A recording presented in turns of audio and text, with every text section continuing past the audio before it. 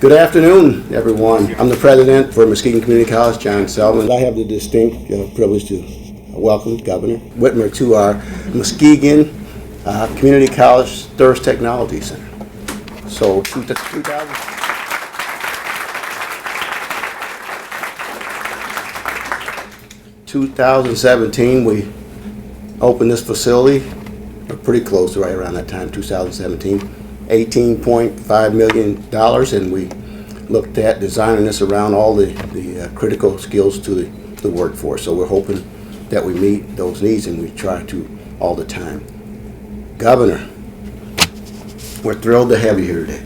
We really are, and so thankful for all that you do to support education here in this great state of Michigan, and so we really appreciate it. To members of the media and guests, we hope that you all stick around so that you can get a feel for what we're doing in this facility here. It's awesome. A lot of the skills, technical skills, as I had mentioned, that are critical to the workforce. And so it's just impressive, and we're pleased to be able to offer that here in the local area. Now I have a responsibility of introducing one of our alumni, Ryan Bennett, who is the president of the West Michigan Area Labor Council. Did I get that right? That's okay. All right.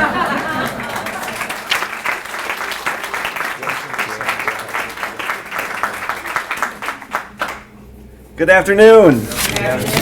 My name is Ryan Bennett. I'm the business manager of UA 174, Local Plumbers and Pipe Fitters Union. I also serve as the president of the West Michigan Building Trades Council, and most importantly, a proud Muskegon Community College Jayhawk alum. Governor, welcome back to Muskegon, and on behalf of the thousands of union construction workers in West Michigan, thank you. Thank you for your leadership throughout your first term, even while facing some, shall we say, unexpected circumstances.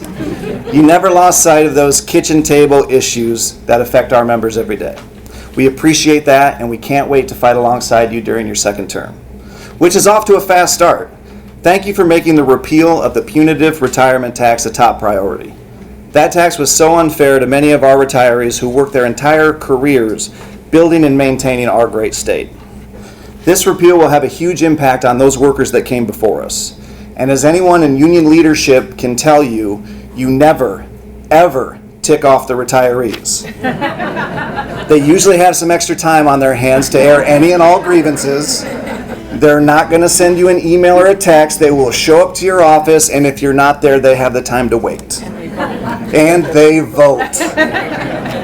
You covered so many great things in the state of the state last night. Every single one of them can be tied back to creating, attracting, and retaining a world-class, inclusive, and diverse workforce here in West Michigan.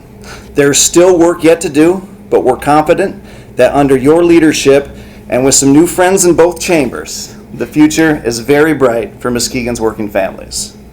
As you spoke last night, it dawned on me that this was probably the first time in the history of our state that there wasn't an old white dude on the dais for that speech. As a future old white dude myself, I can tell you I'm here for it. Thank you, and thank you for all that you do. Now I'd like to introduce one of Muskegon's amazing small business owners, Angelita Valdez.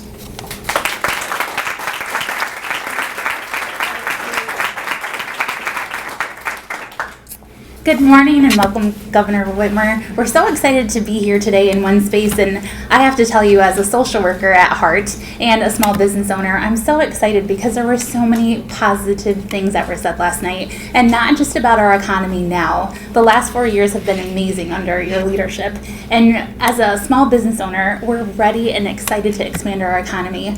But it doesn't just start with our generation now. You're thinking of inclusivity and raising our children to be strong leaders and to be strong entrepreneurs. It starts with pre-K for all. When we think about our smallest vulnerable children of our community, we have to make sure that we're engraving in them and giving them the best quality that they can have, not just through education, but through socialization and making sure that they have those skills. We also have to think about Michigan, the Michigan kids back on track. When we think about how the COVID pandemic really impacted our children and our learning, they're missing that socialization piece. They're missing those concrete connections that we can give to them. And so by giving them tutoring and by giving them that one-on-one attention, that's what's going to make the difference, because it's going to lead them to making sure that we make it Michigan. And by bringing those jobs back and creating them here for our community, we can keep them and retain them here in West Michigan. When I think about the ways that our people need time to be connected, whether it be through education or financial stability, that's what's going to be created. And I'm so excited to be at the forefront, to be able to partner and to be able to be excited with our kids and our young generation. With that, I'm pleased to announce 4 students that we have at Muskegon Community College that have tapped into the Michigan Reconnect. That is a program to offer free associate's degrees here in the state of Michigan, as well as skills building training. And we cannot live without these positions. It's so important for us to find our niche and to make sure that we feel valued. And that's how we give back to our economy. So I'm excited to introduce 4 of our local students. Thank you.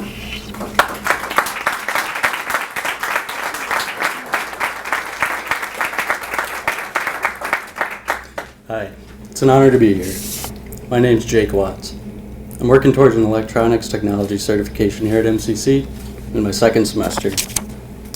Before I'd heard of Reconnect, attending school was not on my radar. I felt like it was financially out of my reach. The Reconnect scholarship has given me an opportunity to find a sense of direction and a sense of purpose, which I believe to be invaluable. Thank you.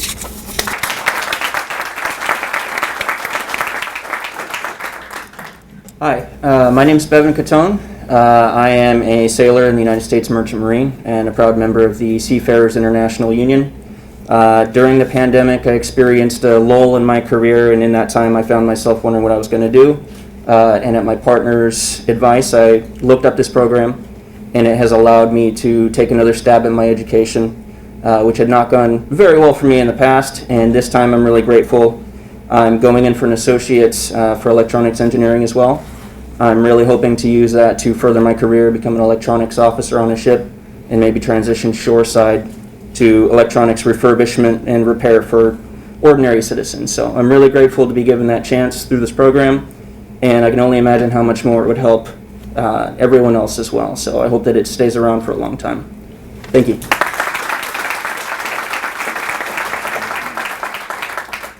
Hi, my name is Sarah Johnson. I'm going to MCC for 2 associate's degrees, one in CAD design and another in CNC/CAD.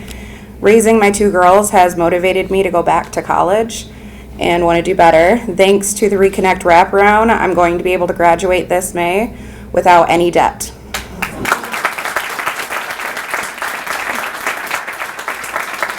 I'm currently interviewing for different positions for CNC programming and CAD design. Thank you.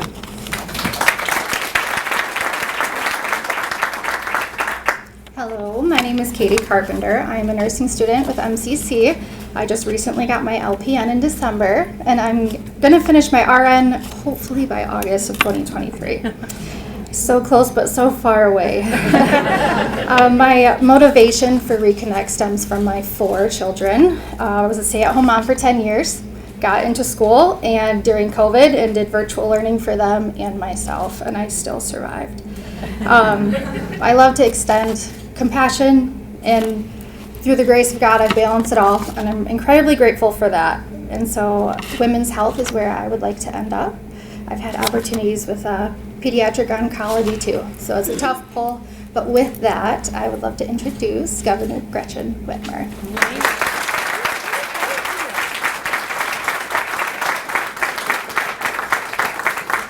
Well, that was a heck of a group of people to speak before me. They've set a very high standard, but it is these stories, which is why we do the work that we do and why the Michigan Reconnect has been so important for so many people in our state. So I can't tell you how grateful I am that you're hosting and the incredible work that you're doing. I always love seeing my friend Ryan. He gives some of the best talks. I've heard him quote Taylor Swift on occasion. Not what you think from a big, tough union guy, but... And thank you all for being here. And my new best friend, Nathaniel, over here, who is a scout, who interviewed me earlier about citizenship, right? So I want to say hello to everyone here at Muskegon Community College. Thank you for the warm welcome. Thank you for what you're doing every single day. Last night I gave my 5th State of the State, and as I was reflecting on this past term and all the times I've sat in that chamber, it was the 19th State of the State I listened to. Well, the 5th I actually gave, but the 19th that I was a part of. And the address last night, I think, really stayed focused on issues that are going to make a real difference in people's lives and help us build a brighter future. I'm really proud of the work that we've done under the most unimaginable circumstances. We created the Michigan Reconnect that is already changing lives. 113,000 reconnectors are enrolled in Michigan. Those are real people. It's not just a program. It's about people. And I'm even prouder that my State of the State came in under 40 minutes. Like, that was I'm not one for pomp and circumstance, and I rarely speak long. So, States of the States always challenged me, but I felt really good about it. So today, don't worry, I'm not going to get even close to that. But I do want to share the highlights and hear from you as I work on the executive budget proposal in the weeks ahead.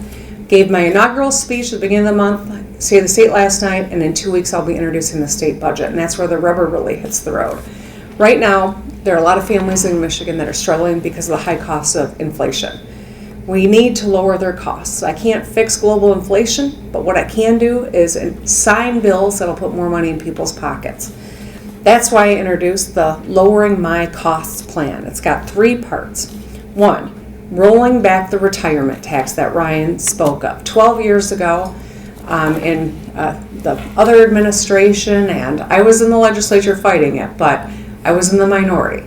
12 years ago, they decided to balance the budget by taxing pensions and by just gutting the earned income tax credit for people who are working full-time but aren't making enough money to get ahead. It was devastating for retirees and for working families. So I propose we undo both of them. I didn't think it was right then. We have an opportunity to make it right now. So repeal the retirement tax is 1. Number 2, increasing the working family tax credit. It's about $3,000 in the pockets of 700,000 families. And I just want to share this stat with you. 1 million children live in those households. Half the kids in Michigan live in a household where a parent is working full-time and can't make enough just to make ends meet. That's who benefits, and it's lifelong benefits they get because of it.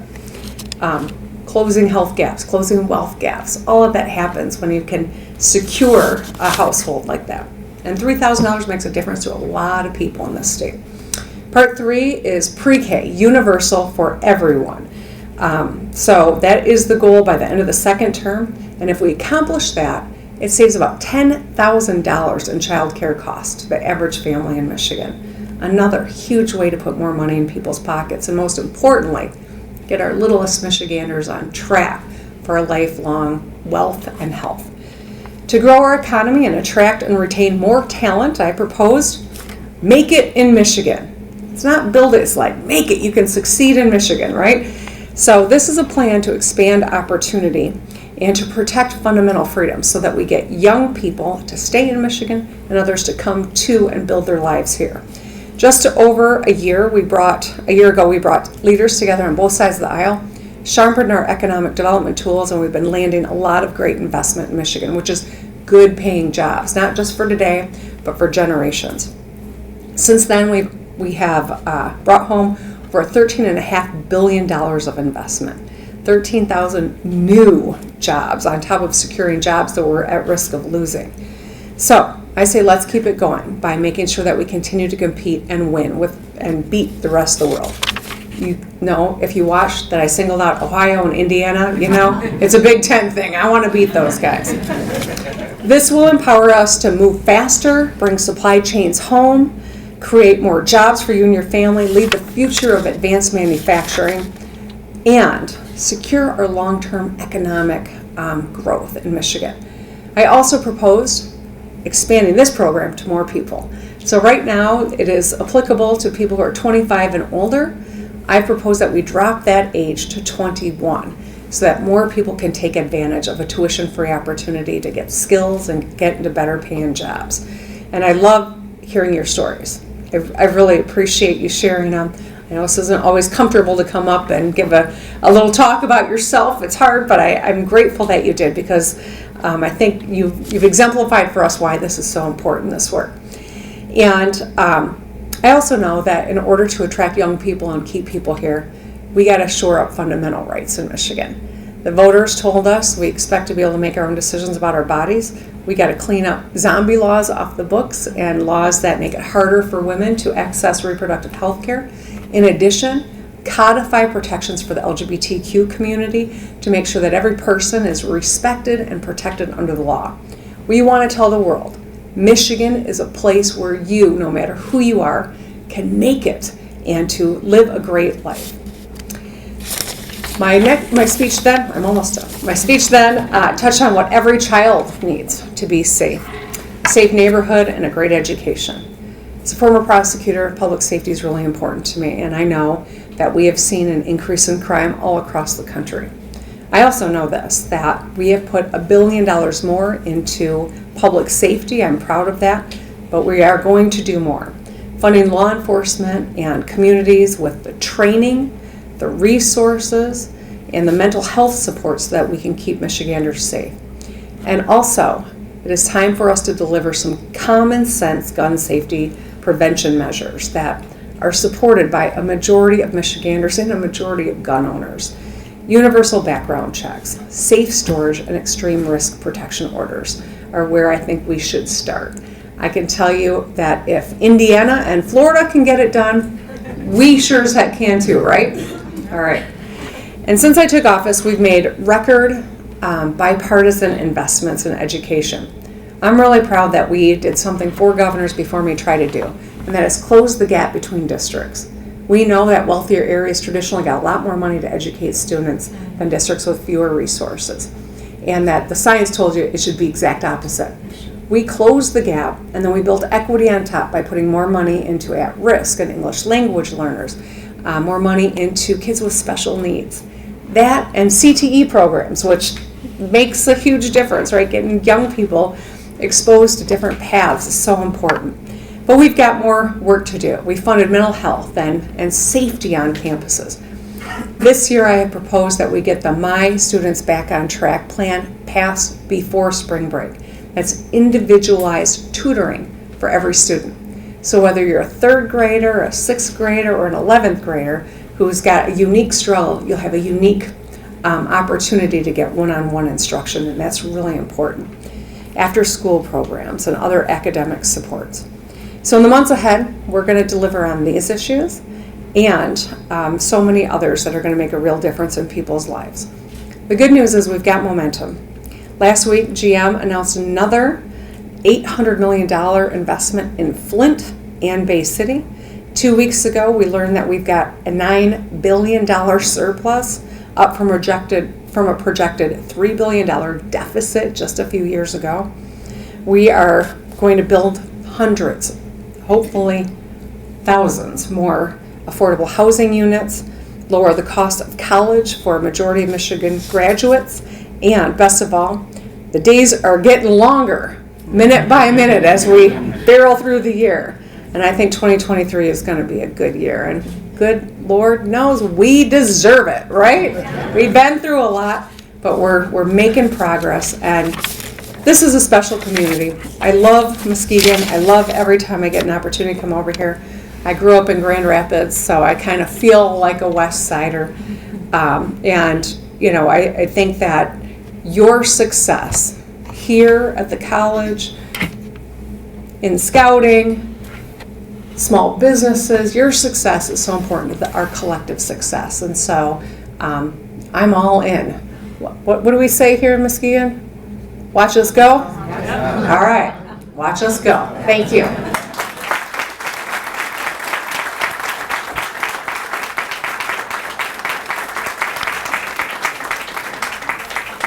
We'll open it up for a few questions from the press. Feel free to address it to me or anyone else that you want to. And we'll see if they dare to come to the mic. I forgot my question. Anyone from the press? Okay. Going once, going twice. All right. Thank you, everybody. Have a great day.